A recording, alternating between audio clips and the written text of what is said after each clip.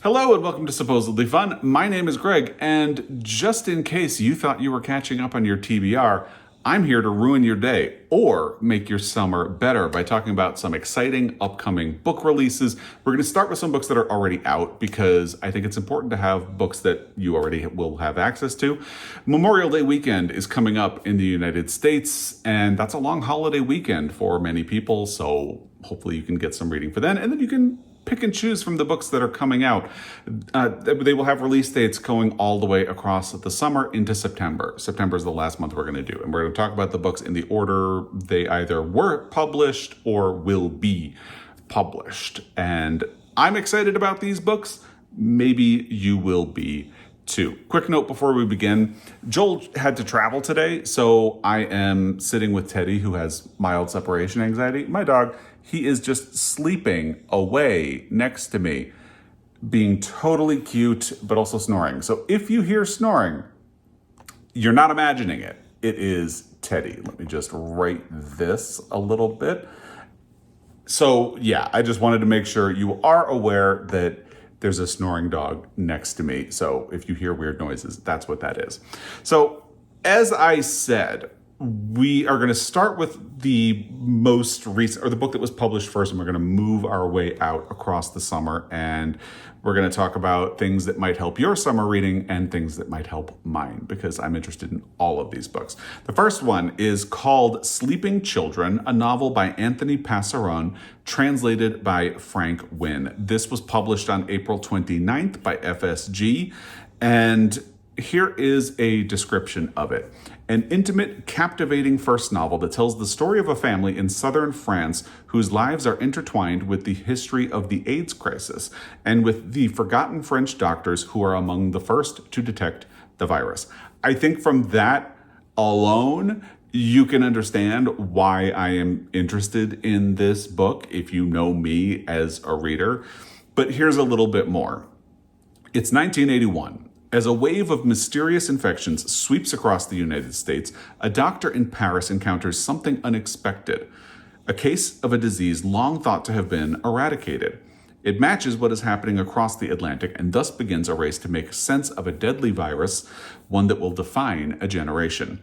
Miles away in rural France, Anthony Passaron's family is dealing with a crisis of their own. Their small village is gripped by another epidemic, heroin addiction. Anthony's uncle Desiree, once the pride of the family, has become one of the sleeping children. Often found unconscious on street corners, he is now a stranger to his family. As Desiree's life descends into chaos, the thunder of the AIDS crisis grows closer. These two stories, one intimate, one global, are about to collide. Anthony Passaron's moving novel is also an eye-opening story about shame and the slow poisoning that secrets can inflict on a family. Exploring the stories of the heroic few who fought not only for a cure, but for justice for an abandoned community, Sleeping Children is a radical vision of a history reshaped, retold, and remembered.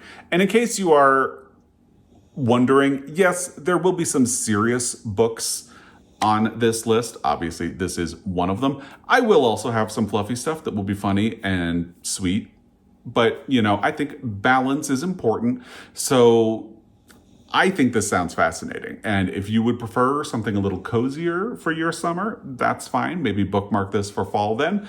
But I feel all in. In fact, I actually reached out to FSG and they said that they would be sending me a copy of this book. So I can't wait to get it and can't wait to read it. And hopefully you will be just as excited about it as I am. Let's move on to the next book, which I thought I was going to be able to tell all of you about, but a lot of people have actually been recommending it to me recently. It's called The Lilac People, a novel by Milo Todd. And this is absolutely going to be on my pile of possibilities for Pride Month, so there's a bit of a spoiler for you there. But the feedback I've been getting from people who have been reading this so far is pretty universally good. So that has me even more excited. This was also released on April 29th from Counterpoint. Here is the description. A moving and deeply humane story about a trans man who must relinquish the freedoms of pre-war Berlin to survive first the Nazis, then the Allies, while protecting the ones he loves It, quote, reclaims a powerful piece of trans history, according to Christina Baker Klein. In 1932 Berlin, a trans man named Bertie and his friends spend carefree nights at the El Dorado Club, the epicenter of Berlin's thriving queer community. An employee of the renowned Dr. Magnus Hirschfeld at the Institute of Sexual Science, Bertie works to improve queer rights in Germany and beyond. But everything changes when Hitler rises to power. The institute is raided. The El Dorado is shuttered and queer people are rounded up. Bertie barely escapes with his girlfriend, Sophie, to a nearby farm. There they take on the identities of an elderly couple and live for more than a decade in isolation. In the final days of the war, with their freedom in sight, Bertie and Sophie find a young trans man collapsed on their property, still dressed in Holocaust prison clothes. They vow to protect him, not from the Nazis, but from the Allied forces who are arresting queer prisoners while liberating the rest of the country. Ironically, as the Allies' vice grip closes on Bertie and his family, their only salvation is to flee to the United States. Brimming with hope, resilience, and the enduring power of community, The Lilac People tells an extraordinary story inspired by real events and recovers an unknown moment of World War II and trans history. And again, I think you can probably see why I'm interested in this book, especially if you know me as a reader. I think this would be a great selection for Pride, which is why I want to tell you about it now, because my pile of possibilities will be released in about a week. Maybe, we'll see. So I want to get it on your radar now so you can have a copy in case you would like to read it for Pride Month, because that is what I am hoping to do. The next book that we have is also released, but it was released this month in May. It's The Gaukaran Tree in the Middle of Our Kitchen by Shikufe Azar and translated by Anonymous. The reason I wanted to highlight this one is that I know a lot of people have been a fan of Shikufe Azar's work, and I haven't really heard anybody talk about it. So at least not in my corner of BookTube. Admittedly, I have fallen behind on that though. The reason a lot of people have been excited about Shikufe Azar in the past is this book, The Enlightenment of the Green Gage Tree, which was shortlisted for the Stella Prize. I think it won the International Booker. I'm not sure. But I remember there was a whole moment when this book came out that a lot of people on BookTube were reading it. I have not yet. But I am very excited to catch up to this book and just wanted to make sure that you are aware that there is a new book. Here is the description of it. It was released, oh, actually, it says published date June 10th. So I guess this one got pushed back, which is a great time for me to remind you that publishing dates can change. Clearly they did from when I made this list to now, because now it says that it will be released in June 10th on bookshop.org. Release dates change. I'm sorry if they do and it gets confusing. But this will be published on June 10th from Europa, which means this whole video is going to be out of order now, but that's fine. We're just going to go with it. From International Booker Prize and National Book Award finalist, okay, there we go. It was a finalist that didn't win. Shikufe Azar comes a stylistically audacious and emotionally powerful novel about one large, complicated family and a love affair lasting decades. Now, if you know me, you know I love a book about a complicated family, almost as if I have one. Spanning 50 years in the history of modern Iran, this lush, layered story embraces politics and family, revolution and reconstruction, love and loss, as it recounts the colorful destinies of 12 children who get lost one long ago night inside a mysterious palace. In Azar's new novel, each lost child's story unfolds against the backdrop of immense cultural and political transformation. Lovers must survive war, revolution, and rigid social strictures to keep their love alive. Family bonds are tested, especially those indissoluble connections between the living and the dead. The Gaukaran Tree in the Middle of Our Kitchen is also the moving story of one family's efforts to preserve the richness of Iranian culture in the face of Islamic hegemony following the 1979 revolution. I can't decide if I feel like I should catch up to The Enlightenment of the Green Gage Tree first, or if I would want to go to this one. I feel like I would want to catch up with that one. But if you've read Enlightenment, let me know what you thought of it and what you think I should do as someone who is playing catch up to this particular author. That takes us to Sing to Me by Jesse Browner. This will be published on May 20th, 2025 by Little Brown and Company. After the fall of Troy, an 11-year-old boy sets off for the razed city when his father and sister vanish in the war zone. This gorgeously drawn novel offers an intimate vision of the most storied war in history as seen through the eyes of a child. The gorgeously drawn was in quotes because that came from Laird Hunt. His family farm and the surrounding community now emptied by war, young Hani embarks on an epic quest, assisted by a brooding yet brilliant donkey to find his lost sister in the ruins of Troy. Some war stories transcend time and circumstance, and so it is with the resourceful and heartbroken Hani, who must employ every bit of intelligence, every scrap of ingenuity, and ultimately every ounce of his spirit and humor to withstand the forces of civilization's collapse. Hani is no ordinary boy, however, and a character unlike any you've ever met. His interior world is one of startling depth and complexity. His insights into life, lives, and history are breathtakingly fresh, and his hope for survival, not a given, and in fact less than likely, will propel you to the startling conclusion of this brief, elegiac, and singular work. Doesn't that sound amazing? I am really curious about that one, so I think with that one, I'm going to check to see if my library is getting a copy, and if they're not, I'm going to request that they purchase a copy because I would love to read it. Now, next is a book that's coming out on May 27th, and I'm especially excited about this one because as soon as I heard about this book, I reached out to the publisher, Avon, and they agreed to send it to me, and it's already here. It's The Stand-In Dad by Alex Summers. And the thing that really immediately got my attention with this book, well, I mean, the cover, the title really caught my attention. And then as soon as I started reading the plot description, like before it even got into the plot description, it said that it is perfect for fans of Matt Cain and Ryan Love. I am a huge Matt Cain fan. If you know me, you know I absolutely love The Secret Life of Albert Entwistle. It's such a good book. I would highly recommend it. So if this is in league with that, I'm in. But again, just the cover and where I thought this was going really captured my interest. I cannot wait to read this book. Here is what it says on the back. Sometimes the best family is the one we choose. 40 years ago, 16-year-old David was heartbroken when his family rejected him for coming out. Since then, he has vowed to always help anyone in need. Meg is newly engaged to the love of her life, Hannah. She should be overjoyed, but her conservative parents have made their disapproval painfully clear, leaving Meg devastated and wanting to call the whole wedding off. But David won't let another young person be rejected. When he finds Meg crying outside his flower shop, he offers to be her stand-in dad, diving headfirst into dress fittings, cake tastings, and venue visits to make sure Meg's special day is unforgettable. Yet Meg's parents' absence looms large, and when disaster strikes, can David save the wedding in time? Doesn't that just get you? I mean, I am so excited to read this book, as I have said many, many, many times, but I cannot wait. And like I said, not every book on this list is going to be serious and dramatic and deal with death and disease and discrimination.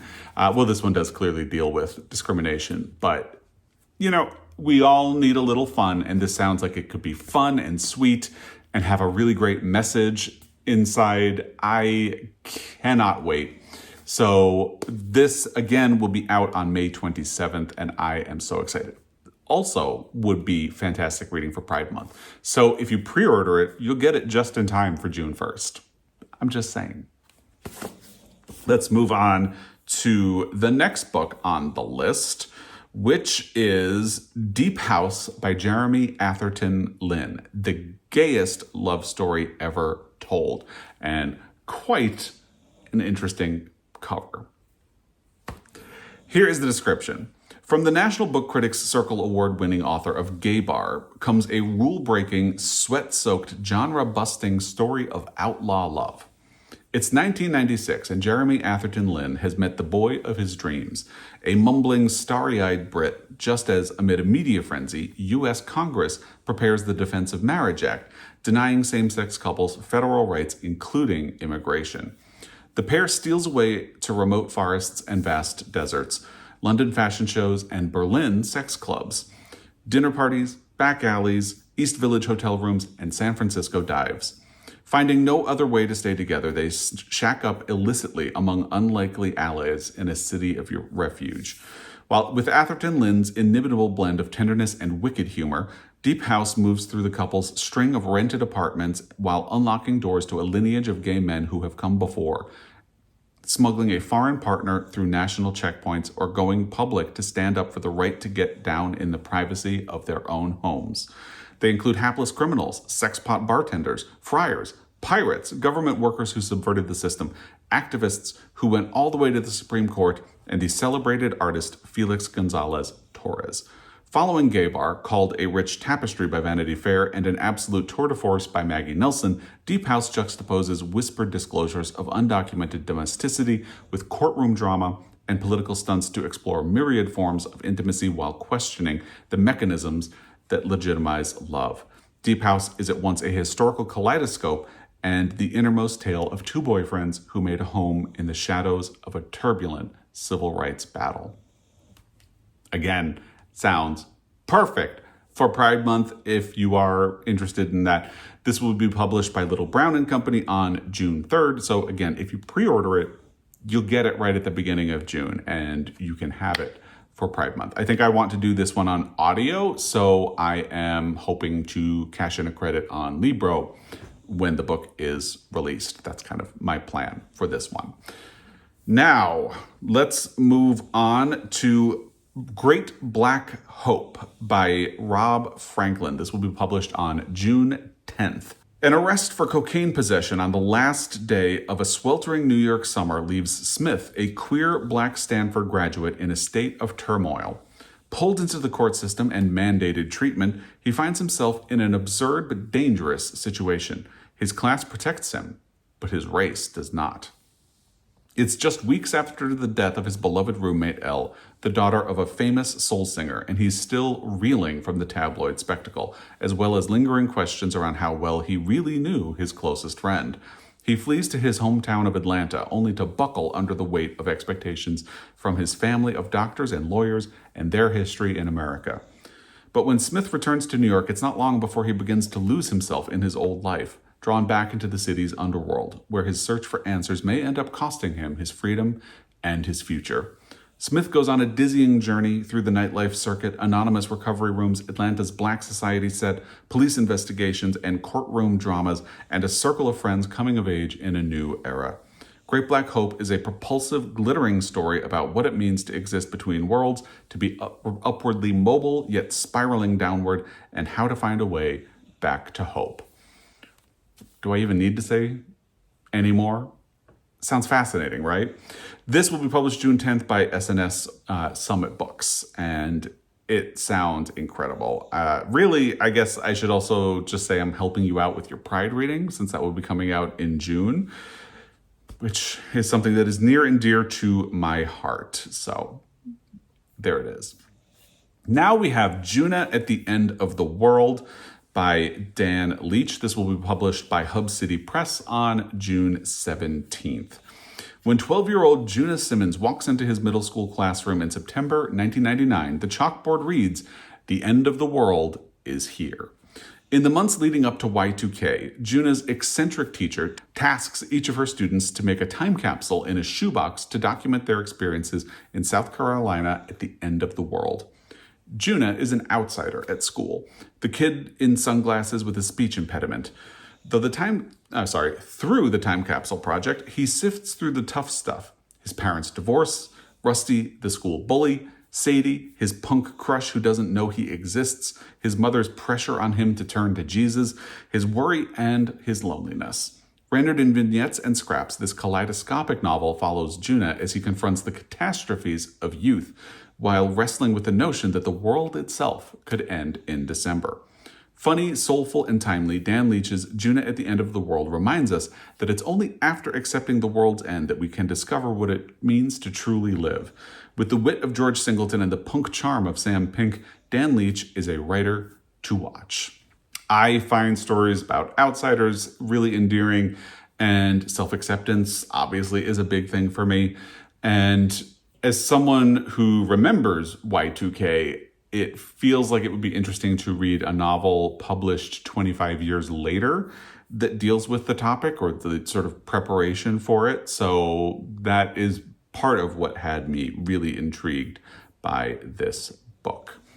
Now we have another book that I have been lucky enough to secure a copy of in advance, and which I am looking forward to reading to as we are getting closer to its publication date. It's The Girls Who Grew Big by Layla Motley. This is going to be published by Knopf on June 24th. And if the name Layla Motley sounds familiar, it's because she wrote the Oprah-blessed novel Nightcrawling, which was longlisted for the Booker Prize, I believe. And she was only about 19 when this book was published. So quite an astonishing literary talent. I'm a fan of Nightcrawling, and I cannot wait to read this. A novel about a fierce group of teenage mothers in the Florida Panhandle. Adela Woods is 16 years old and pregnant. Her parents banish her from her comfortable upbringing in Indiana to her grandmother's home in the small town of Padua Beach, Florida. When she arrives, Adela meets Emery, who brings her newborn to high school, determined to graduate despite the odds.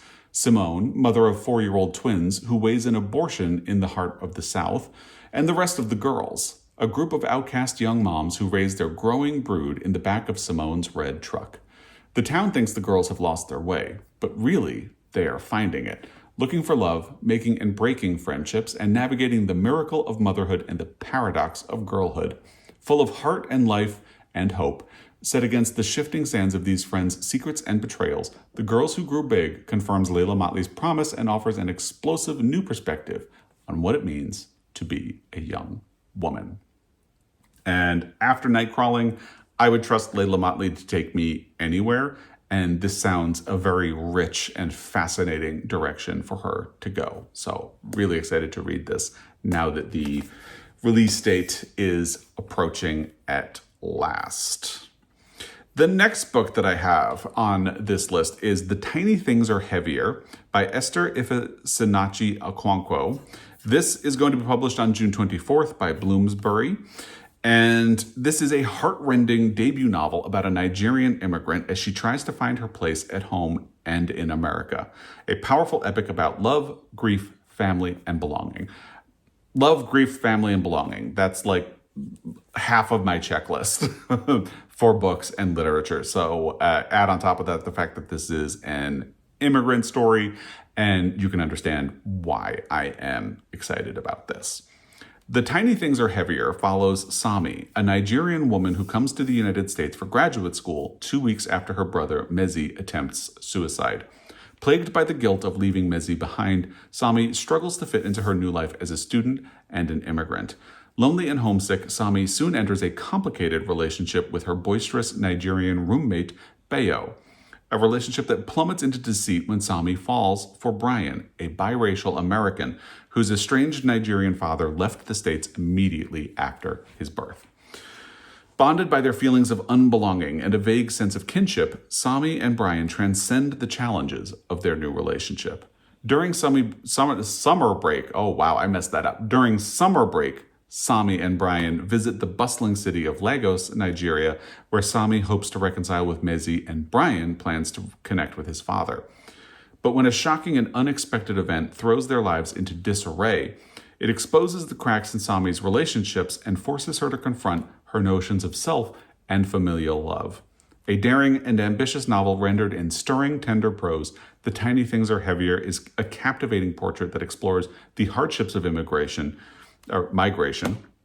the subtleties of Nigeria's class system, and how far we'll go to protect those we love. I mean, I don't think I really need to say any more than that. Now we have another work in translation. This is Via Appia, a novel by Giovanni Martins and translated by Julia Sanchez. And Julia Sanchez translated Boulder by Eva Baltazar, which I really liked. So I feel like Julia Sanchez has a good taste in literature. This will be published by FSG Originals on July 1st. Here is the description. From one of Brazil's most acclaimed new literary stars, a 21st century epic sent in Rio's largest favela. Life on the Morro, the hill, is good. 5 young people, the brothers Washington and Wesley, and their friends Douglas, Murillo, and Biel, live close to Rocinha's main avenue, Via Appia, just a quick bus ride from the beaches of Rio de Janeiro. But the rhythms of their lives stutter and scratch when Brazil's militarized police storm Rocinha as part of pacification efforts ahead of the upcoming World Cup and an influx of international tourists. Via Appia charts the expectant anxiousness before the police's invasion, the chaos born from their occupation of the hill, and the aftermath of their silent withdrawal from the favela after 1 year. Told in heated bursts and marked by the charged chronology of the protagonists' lives, Giovanni Martin's prodigious debut novel knits together the dramas and dreams of the favela during a peak of turbulent unrest. Like the boom-boom cat of Brazilian funk, the unbridled ambitions and resolute friendships of these characters blare throughout Via Appia, delivering a resonant counter-narrative to the notion that violent interventions are the state's only remedy to the afflictions of crime and poverty. The favela retorts, life. Life is the answer. I think so much about this sounds really fascinating. I've read a couple of Brazilian books that have been translated into English recently, and I feel like there is a lot that is interesting about the structure and the society and this sort of class battle between people who are coming for the World Cup and people who are just trying to get by. Sounds rich and interesting and pointed, and I am very interested in reading it, and hopefully you will be as well. The next book on the list is Long Distance Stories by Aishagul Savage. If you remember, I read The Anthropologists by Aishagul Savage earlier this year and really liked it. I thought it was great. It reminded me of Jhumpa Lahiri's book, particularly Whereabouts, which I'm a fan of, and if you are as well, you should really check out The Anthropologists. So when I saw that there's a new book coming out, I was immediately intrigued, and it is a story collection. I know some people struggle with short story collections. I happen to be a fan, and I'm just going to put it out there, and maybe if you aren't a fan, you'll consider it as well. This is a masterful and tender debut collection of stories from the acclaimed author of The Anthropologists about distance and closeness in the age of connectivity. A researcher abroad in Rome eagerly awaits a visit from her long-distance lover, only to find he is not the same as she remembers. An expat meets a childhood friend on a layover and is dismayed by her unexpected contentment. A newly pregnant woman considers the American taboo of sharing the news too soon, but can't resist when an opportunity comes to patch up a damaged friendship. Long Distance showcases Savage's devastating talent for the short story. Her shrewd encapsulations of contemporary life often center on characters displaced more by choice than circumstance, characters both determined to install themselves in new lives and preoccupied with the people they've left behind. And if you liked The Anthropologists, you know that those themes tie into that book as well. So again, this will be coming from Bloomsbury on July 8th, and I can't wait to read more by Aishagul Savage. That takes us to Every Step She Takes, a novel by Alison Cochrane. And this will be released on September 2nd. So we're moving to the end of summer at this point. And September is going to be a busy month, though, because that'll be as we start heading into the holiday season. And there's just a lot of stuff that's coming. So you can end your summer really strong with any number of these books that will be in the last part of the video. Now, why am I excited about Every Step She Takes? It's because I've read everything by Alison Cochrane so far, and I have loved all of them. Her first book was The Charm Offensive, which I was reluctant to read because it deals with a sort of Bachelor-esque TV show. And the protagonists are, one of them is a producer on the show who becomes the handler of the Bachelor type character, who's the other protagonist. And it was so good and sweet that I didn't even care about the Bachelor angle, even though I'm not a fan of that. To be fair, I've never really watched it. Her next book was Kiss Her Once for Me, a lesbian holiday romance. And if you know me, you know I'm all about queer romance and the holidays and all of that stuff. So I really loved this book. And Here We Go Again was released last year, and it was so good that it was one of my favorite reads from 2024. I'll link that video down below where I talk about this. It's so good. So, of course, I want to read Alison Cochran's new book, which again is going to be published on September 2nd by Atria Books. Here is the description. Honestly, I don't even need to know what it's about. I just want it in my life right now. 35-year-old Seattleite Sadie Wells needs an escape. She's desperate to escape her monotonous routines, the family business that has consumed her entire life, and the unexpected gay panic that has her questioning everything she thought she knew about herself. So when her injured sister offers Sadie her place on a tour along Portugal's Camino de Santiago, she decides this is the perfect chance to get away from it all. After 3 glasses of wine on the plane and some turbulence convince Sadie she won't even survive the flight, she confesses all her secrets to her seatmate Mal. The problem, the plane doesn't crash. And it turns out Mal is on her Camino tour. Worst of all, Sadie learns that she is on a tour specifically for queer women and that her 200-mile trek will be a journey of self-discovery, whether she wants it to be or not. Fascinated by the woman who drunkenly came out to her on the plane, Mal offers to help Sadie relive the queer adolescence she missed out on as they walk the Camino. As Sadie develops her newfound confidence, Mal grapples with a complicated loss and unexpected inheritance. But as their relationship blurs the lines between reality and practice, they both must decide if they will forever part at the end of the tour or chart a new course together. I did promise that there would be some fun romantic books, and Alison Cochran has a great sense of humor. Her novels actually make me laugh out loud a great number of times, so I am really looking forward to that one. Now let's take a dip back into the serious, and another book that I have a copy of, and I'm so grateful to Knopf for sending this to me, Swallows by Natsuo Carino and translated by Lisa Hoffman-Kuroda. This will be published on September 9th by Knopf, as I mentioned. And I have not read Out by Natsuo Carino, which I think was translated by Stephen Snyder.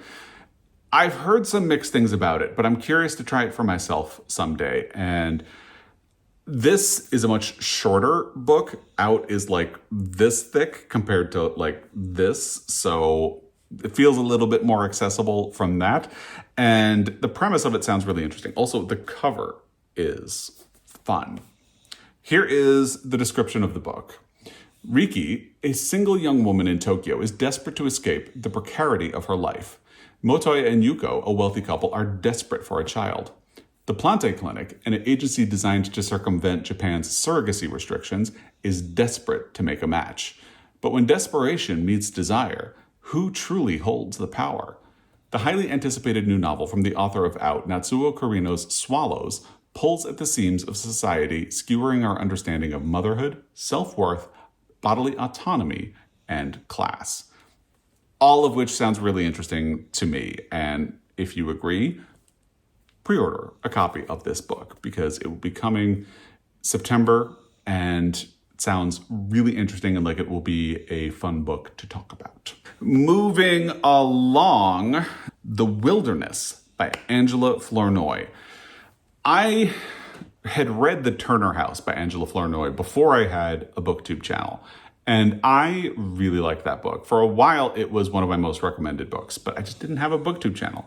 So now that I have a BookTube channel, I haven't had too much of a reason to bring up how great The Turner House is, but I really liked it. So if you haven't read it, check it out. This also sounds really fascinating, and it will be coming out on September 16th from Mariner Books. Desiree, Danielle, January, Monique, and Nakia are in their early 20s and at the beginning of their careers, of marriage, of motherhood, and of big city lives in New York and Los Angeles. Together, they are finding their way through the wilderness, that period of life when the reality of contemporary adulthood, overwhelming, mysterious, and full of freedom and consequences, swoops in and stays. Desiree and Danielle, sisters whose shared history has done little to prevent their estrangement, nurse bitter family wounds in different ways. January's got a relationship with a good man she feels ambivalent about, even after her surprise pregnancy. Monique, a librarian and aspiring blogger, finds unexpected online fame after calling out the university where she works for its plans to whitewash fraught history. And Nakia is trying to get her restaurant off the ground without relying on the largesse of her upper middle class family, who wonder aloud if she should be doing something better with her life. As these friends move from the late 2000s into the late 2020s, from young adults to grown women, they must figure out what they mean to one another. Amid political upheaval, economic and environmental instability, and the increasing volatility of modern American life. The Wilderness is Angela Flournoy's masterful and kaleidoscopic follow-up to her critically acclaimed debut, The Turner House. A generational talent, she captures with disarming wit and electric language how the most profound connections over a lifetime can lie in the tangled, uncertain thicket of friendship. Complicated families, sibling dynamics, so much that I am interested in as a reader. So again, this will be out September 16th by Mariner Books. I also have recently become a little bit fascinated by sort of new adult books. You know, you're not a young adult anymore, but you're still early in your adulthood and you're trying to chart your course for what your life is going to be. I find those books fascinating, and this sounds like one that will touch on those themes in a very interesting way. Now we have Good and Evil and Other Stories by Samantha Schweblin and translated by Megan McDowell. I'm on a bit of a roller coaster with Samantha Schweblin. I loved Fever Dream. It was such a good and weird book. I'm not entirely sure I understood everything that happened in it, but I love it anyway, somehow.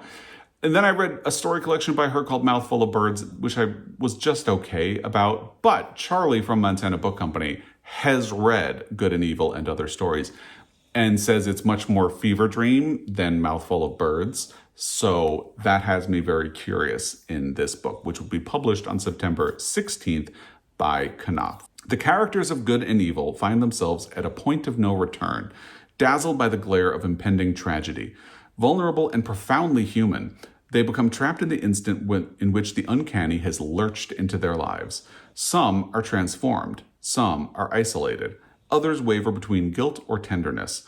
All of them are riven by uncertainty. Schweblin's prose uses tension and truth to construct a literary universe in which the monsters of everyday life come so close to us that we can almost feel their breath. Her writing provokes awe and disquiet, a state of alarm that at the same time transports us to a hypnotic world as recognizable as it is strange. I am looking forward to trying her work again. Just because you had one sort of mid experience doesn't necessarily mean you give up on an author. So, especially since Fever Dream was such a wild and interesting book. And next we have The Golden Boy's Guide to Bipolar by Sonora Reyes. She was a National Book Award finalist for young people's literature for her previous novel, The Lesbiana's Guide to Catholic School. And I have wanted to read that book for a long time, but I have not gotten around to it. And this sounds just as interesting. It will also be published on September 16th by HarperCollins. From best-selling author Sonora Reyes comes a poignant and searingly honest companion novel to the multi-award-winning The Lesbiana's Guide to Catholic School, following beloved character Cesar Flores as he comes to terms with his sexuality, his new bipolar diagnosis, and more mistakes than he can count. 17-year-old Cesar Flores is finally ready to win back his ex-boyfriend.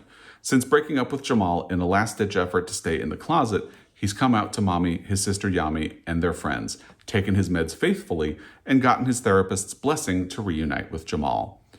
Everything would be perfect if it weren't for the thoughts, the ones that won't let all his Catholic guilt and internalizations stay buried where he wants them. The louder they become, the more Cesar is once again convinced that he doesn't deserve someone like Jamal. Or anyone, really. Cesar can hide a fair amount of shame behind jokes and his gifted reputation, but when a manic episode makes his inner turmoil impossible to hide, he's faced with a stark choice: burn every bridge he has left, or worse, ask for help. But is the mortifying vulnerability of being loved by the people he's hurt the most a risk he's willing to take? I think you can absolutely see why I am so interested in this book. It sounds fascinating, and it's a good kick in the pants to me to get around to reading The Lesbiana's Guide to Catholic School, which I have heard many great things about. Now we have 2 books left. First up is Exquisite Things by Abdi Nazemian. Now, I have read 2 Abdi Nazemian books that I am an absolute huge fan of. Like a Love Story is the one I read first. It was one of my favorite books in the year I read that. The next one was Only This Beautiful Moment, which is one of the best family sagas I have read in a long time. And it was also one of my favorite books in the year in which I read it. Last year, Nazemian released a book called Desert Echoes that I actually DNF'd, and that felt shocking. But I have loved those 2 books so much that I am willing to get back on and try again. And this sounds like good Abdi Nazemian coming our way on September 23rd from HarperCollins. Here is the description. Shahryar believes he was born in the wrong time. All he's ever wanted is to love and be loved, but 1895 London doesn't offer him the freedom to be his true self, and Oscar Wilde's trial for gross indecency has only reaffirmed that. But one night and one writer will grant Shahryar what he's always wished for, the opportunity to live in a time and place where he can love freely. Rechristened as Shams and then as Bram, he finds what feels like eternal happiness. But can anything truly be eternal? Oliver doesn't feel that 1920s Boston gives him a lot of options to be his full self. He knows he could only ever love another boy, but that would break his beloved mother's heart. Oliver finds freedom and acceptance in the secret queer community at Harvard that his cousin introduces him to. When he meets a mysterious boy with eyes as warm as flame, his life is irrevocably changed forever. Spanning 130 years of love and longing, this tale of immortal beloveds searching for their perfect place and time is a vibrant hymn to the beauty of being alive, a celebration of queer love, and a reminder that behind every tragic thing that ever existed, there is something exquisite. I admit the immortal part does throw me a little bit, but the idea of time passing, worked really well in that multi-generational story, Only This Beautiful Moment, and I am going to trust that Abdi Nazemian can pull it off and make it interesting. The last book I have to tell you about today is called Pick a Color by Suvankam Tamavangsa. This is going to be published on September 30th by Little Brown and Company, and it sounds so interesting, just like every other book on this list. Here we go. Quote, I live in a world of Susans. I got name tags for everyone who works at this nail salon, and on every one is printed the name Susan. End quote. Ning is a retired boxer, but to the customers who visit her nail salon, she's just another worker named Susan. On this summer's day, much like any other, the Susans buff and clip and polish and tweeze. They listen and smile and nod. But beneath this superficial veneer, Ning is a woman of rigorous intellect and profound complexity. A woman enthralled by the intricacy and rhythms of her work, but also haunted by memories of paths not taken and opportunities lost. A woman navigating the complex power dynamics among her fellow Susans, whose greatest fears and desires lie just behind the gossip they exchange. As the day's work grinds on, the friction between Ning's 2 identities, as anonymous manicurist and brilliant observer of her own circumstances, will gather electric and crackling force, and at last demand a reckoning with the way the world of privilege looks at a woman like Ning. Told over a single day with razor-sharp precision and wit, Pick a Color confirms Suvankam Tamavangsa's place as literature's premier chronicler of the immigrant experience in its myriad, complex, and slyly subversive forms. Again, I love an immigrant story. I love books that interrogate the divide in privilege and class, and I am still captivated by immigrant stories. My mother is a first-generation American, and my grandparents had come over here. So I am all in on this book, essentially. And again, it will be out on September 30th from Little Brown and Company. And then at some point toward the end of summer, I will pick up from September and we'll look at some interesting books that will be coming out in the last months of 2025. I would love to hear which of these books you are most interested in the comment section down below. If there's something coming out between now and September that you think I missed, let me know about that in the comment section as well. As always, I really appreciate your time. Happy summer reading and just happy reading in general.